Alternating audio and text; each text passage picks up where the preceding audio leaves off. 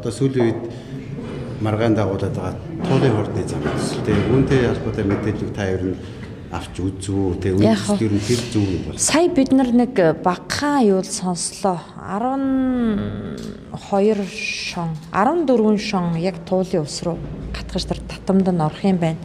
Бусд нь бол орохгүй гэж тайлбарлаж байна. Байгаль орчны үнэлгээг нь бол хийсэн компанийн захирал сая ирсэн.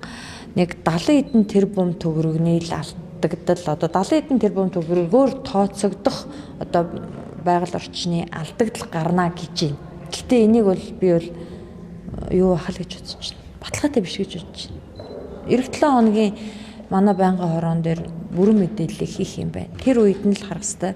Сая хотоос бол одоо иргэд дарга ирсэн. Тэр хүний тайлбарлаж байгаагаар бол одоо юу яана. Төгжрөл 32%-аар буурна.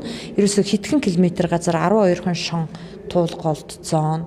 Тэр бургас тарьж байгаа газар бол цөөхөн гэдэргээ тооггүй л байна л да. Тэгжил ярьж байна. Гэтэ 32%-аар төгжрлийг бууруулахын төлөө хийчээд туул голыг бид алдвал байж болохгүй л дээ. Тэрэнд орол төгжрэлтэйгээ байсан дээр л дээ.